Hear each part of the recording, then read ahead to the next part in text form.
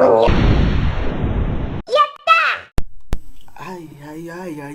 People are gonna kill me, but the show must go on. So, this is Bomberman 64.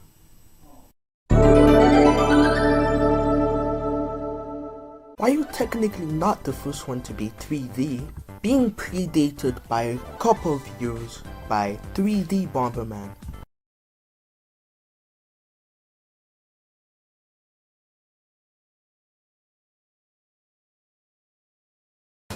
This shit doesn't work. But this was basically the first time they tried to actually be 3D. So as the story goes, once upon a time, Planet Bomber was a peaceful place before a strange fortress descends upon it. It has 4 fragments of worlds that the masked trio captured and hoping to conquer Planet Bomber. When Bomberman realizes what's going on, a strange new ally named Sirius joins him just as he's about to leave. The duo set off to stop these new villains.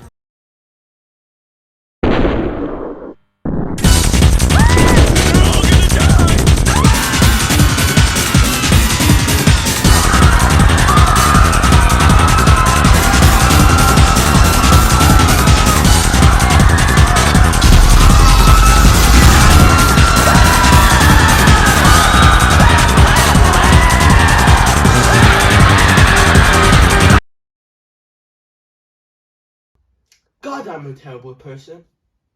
Anyway, let's talk about the gameplay. Bomberman is now placed in a sandbox, with most of the power-ups from the 2D games returning here.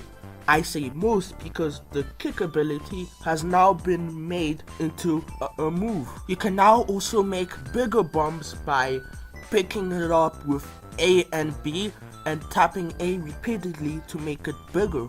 You can still get hurt from your bombs though, so don't get hurt from your bombs.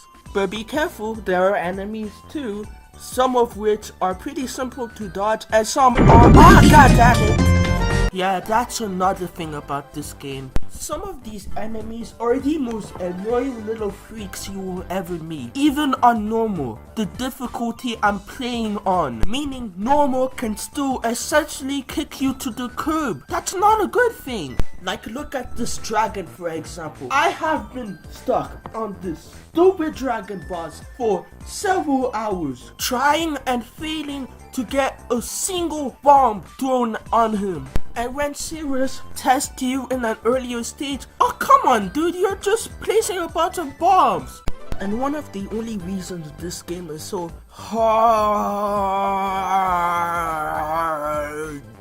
is because the team really didn't know how to design a fair and well-balanced level. That and another collectible, but we'll get to that when we get to that. One of the cooler aspects, however, are the masked trio themselves. Not only do they have a cool design that contrasts between them, but it also contrasts between Bomberman himself, who, while adorable, in this game might as well be considered just a bunch of circles.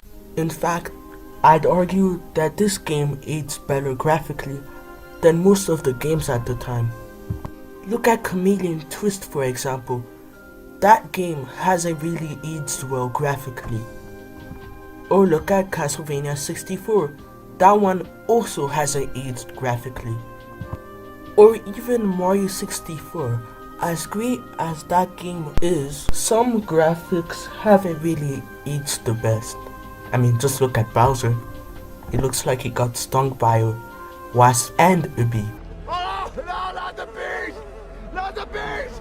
Ah!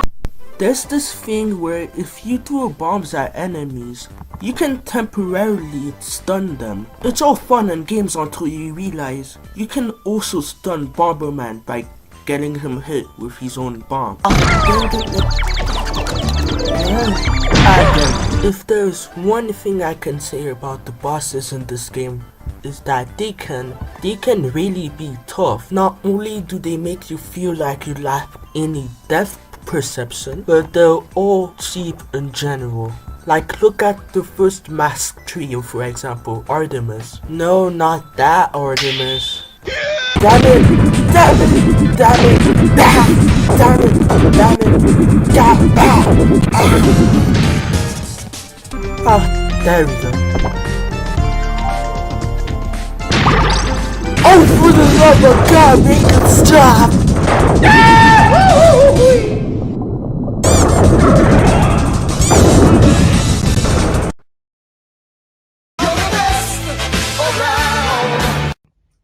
Only 2 more worlds to go and I'm finally free from this godforsaken game.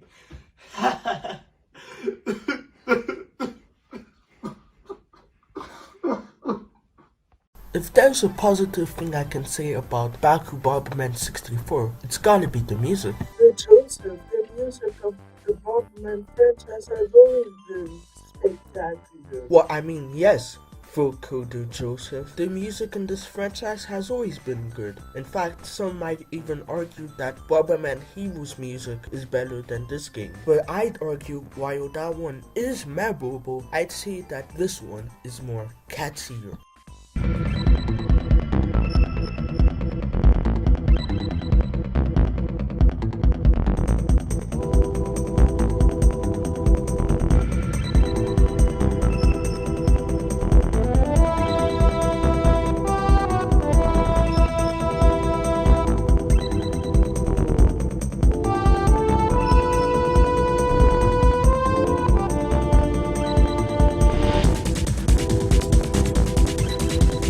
But also Bomberman's voice as a whole is pretty adorable.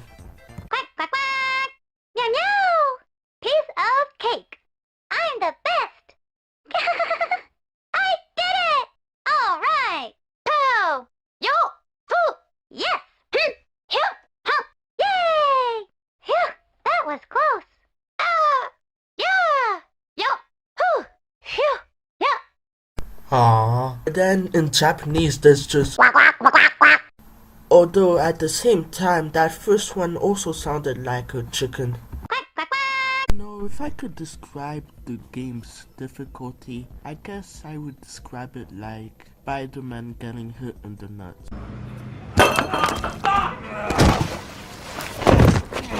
In other words, the later worlds don't particularly get any better. Red Mountain is infuriating, while the Snow World could be bearable if it wasn't for A, those goddamn winds, and B, you can easily get lost. In fact, that's another thing I don't like about these later stages. The fact that you can easily get lost makes you wish that the game gave you some sort of map. But eventually, after trial and error, we do make it to the final boss, and he kicks just as much butt. Seriously, did they make this hard on purpose? But eventually we do defeat him, but something feels off.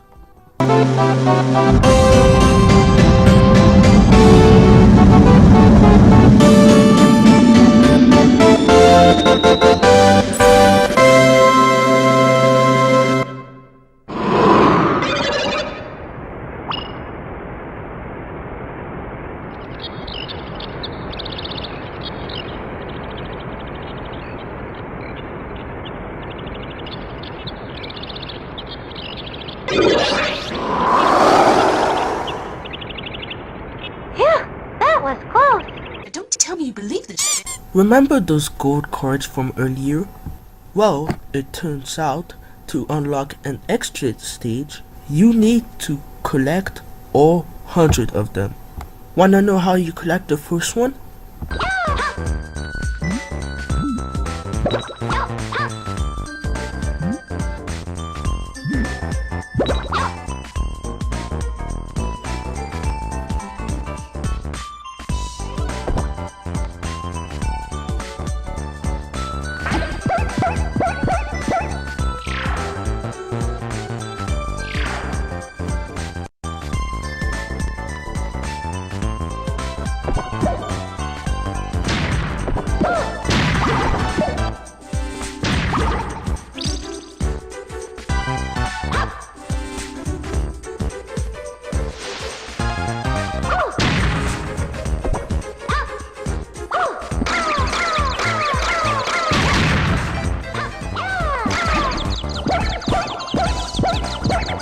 5 hours later.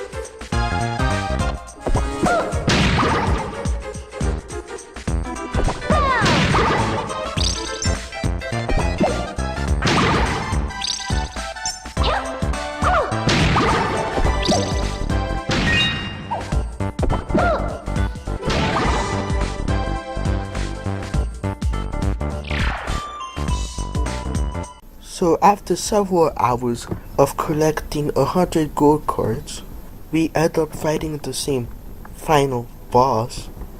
But this time it turns out that Sirius was the main villain all along. Dingly, dangly, donk it. So along with Regulus, you kick the bomb out of him. And would you believe me if I told you he's also cheap? But eventually you manage and your true ending is given.